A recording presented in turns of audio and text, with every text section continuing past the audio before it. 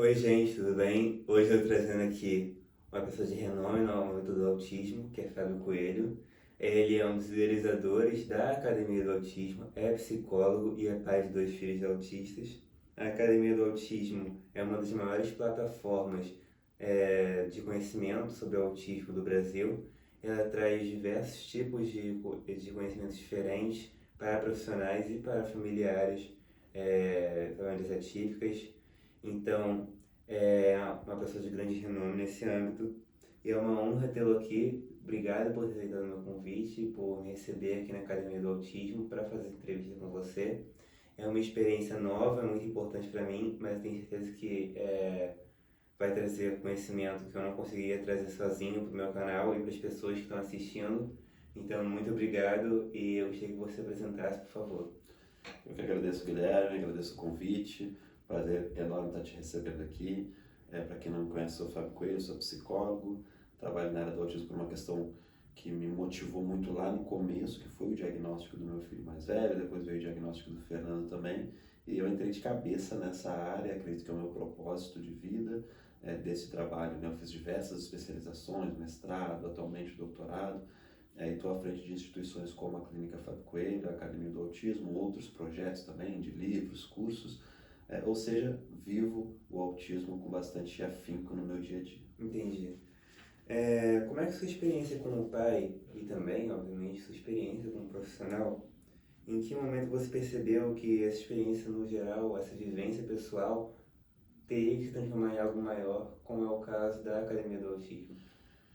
Então, eu recebi um chamado, assim, né? Eu estava trabalhando numa outra área completamente diferente, trabalhava na Marinha, com a psicologia da aviação, não entendia nada sobre autismo, tinha um concurso público federal, então estava naquela rotina de trabalho bem longe, né, do empreendedorismo, né?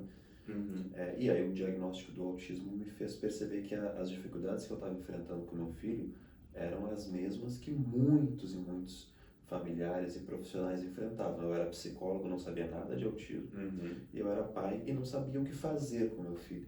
Então daí eu percebi que, olha, eu preciso levar esse conhecimento para outras pessoas, fomentar esses cursos para outras pessoas. Então, dessa dificuldade eu comecei a buscar profissionais para fazer os primeiros cursos, e desses primeiros cursos nasceu a Academia do Autismo. Então, fizemos cursos de mediação escolar, o primeiro curso de aba digital aqui do país foi nosso. Então, daí nasceu a instituição que hoje já capacitou mais de 100 mil pessoas, tanto aqui no Brasil também na América Latina. Entendi. Qual foi a maior dificuldade que você teve quanto ao seu filho? Qual foi a maior dificuldade que ele apresentou? Eu lembro de dois momentos. Assim, o primeiro foi o momento inicial mesmo, da chegada do diagnóstico, quando a gente se percebeu diante de um mundo novo, sem ter pessoas para nos orientar. Acho que isso é o grande desafio. Quando você recebe uma mudança de expectativa, a primeira coisa que você faz é: preciso conhecer pessoas que já estão nessa. Entendi. Preciso, né, receber informação de quem já conhece. Para mim é novo, né? Eu tô com medo do novo. E a gente não tinha muito isso.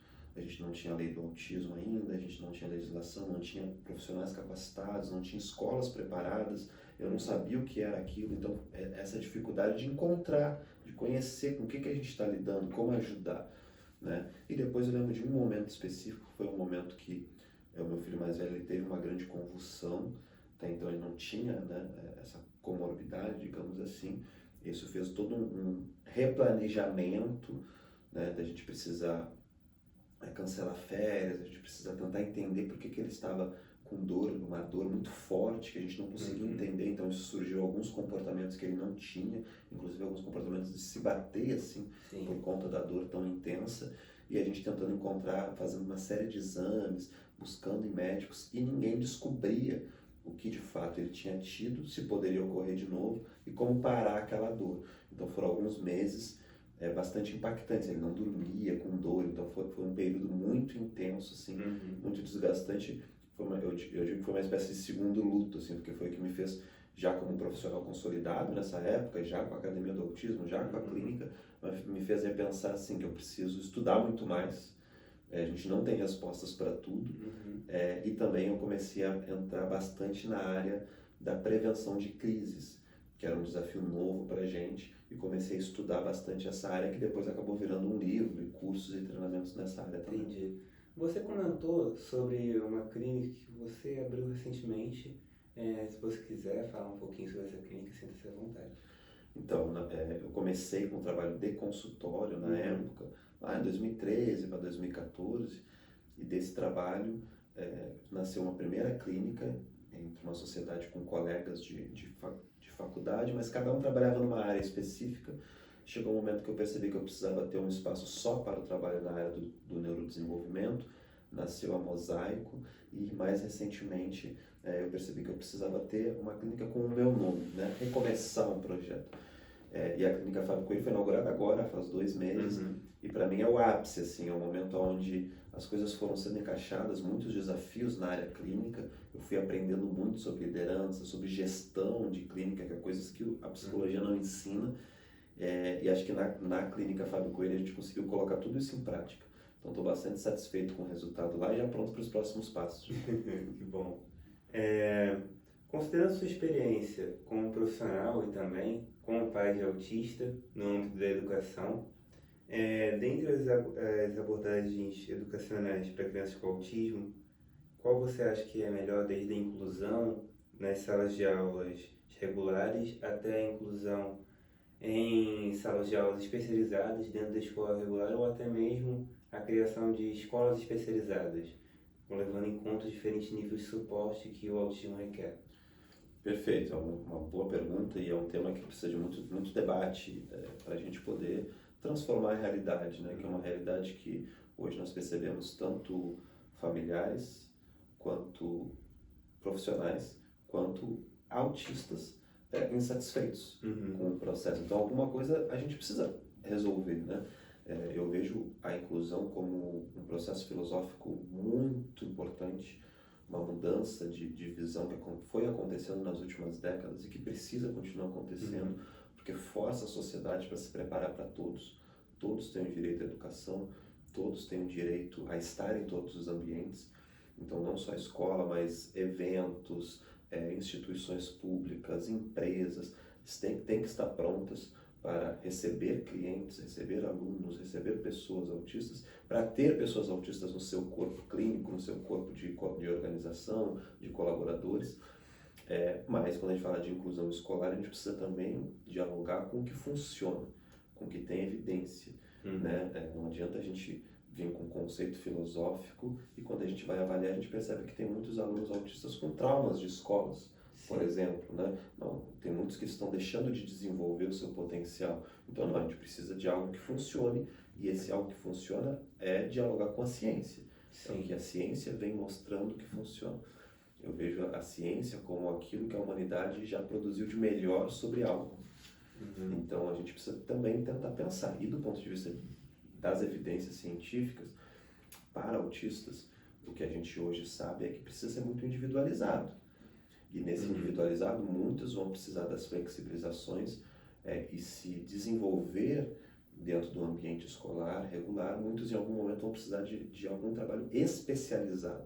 Esse trabalho especializado não significa necessariamente um outro local, mas a gente precisa ter um olhar especializado e individualizado para alcançar o máximo que aquele aluno precisa, né? E nesse momento, enquanto a gente não tem ainda um processo de intervenção precoce tão acurado, enquanto a gente não tem o melhor tratamento possível para os níveis de suporte maiores no país, nesse momento as escolas especializadas, os centros especializados, as salas especializadas têm um papel ainda importante e que a gente precisa tentar encontrar para cada pessoa a melhor maneira de fazer essa inclusão acontecer. Quando você oferece um tratamento, uma intervenção, um ensino especializado para quem necessita, isso também é inclusão. É uma mudança de visão que foi acontecendo antes, de fato, né? Há décadas atrás a gente tinha centros especializados que funcionavam como a única opção para as pessoas que não se encaixavam numa média. Isso caiu por terra e precisa cair por terra.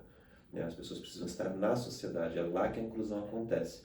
Mas você oferecer intervenções, ensino especializado, é uma forma, muitas vezes, de você garantir que essas pessoas estejam na sociedade.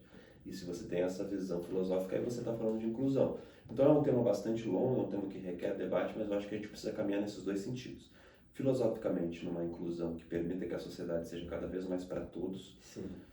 e ao mesmo tempo oferecer de fato um ensino individualizado, respeitando toda a complexidade desse mundo, né, desse universo do autismo, né, que a gente está falando de um universo onde cada pessoa vai precisar encontrar o seu melhor caminho para brilhar. Né? Sim. Aqui no Brasil a gente ainda apresenta muitas dificuldades nesse ano, não somente quanto às pessoas atípicas, mas também mesmo as pessoas típicas, porque a gente ainda tem uma ideia no Brasil de tentar ensinar um aluno ideal que não existe, que é o aluno que desconsidera todas as individualidades de todo mundo, então não chega a um ponto que não inclui ninguém, tenta englobar todo mundo. Então é uma dificuldade que a gente tem no Brasil e ela ainda é mais agravada quando a gente fala sobre as pessoas atípicas, porque elas têm necessidades especiais. É ainda um âmbito que as pessoas desconhecem muito, é novo para muitas pessoas e é uma dificuldade que a gente tem nessa questão da educação. Bem, acredito que foi isso. Muito obrigado, Fábio, pela atenção e pelo seu tempo. Foi uma experiência diferente para mim e espero que tenha trago um conhecimento novo, muito importante para as pessoas que estão assistindo. Muito obrigado, foi um prazer fazer essa entrevista com você. E se você quiser fazer alguma consideração final ou quiser fazer algum adendo, sinta-se à vontade. Só agradecer, parabéns Guilherme, parabéns pelo trabalho, excelente a entrevista e muito bem conduzida também. Eu só acompanho o canal e gostaria também de ficar à disposição. Se você precisar aqui da Academia do Autismo, do meu trabalho também, pode contar com a gente, tá bom? Muito obrigado, Fábio. Gente, então foi isso. Muito obrigado e até a próxima. Tchau.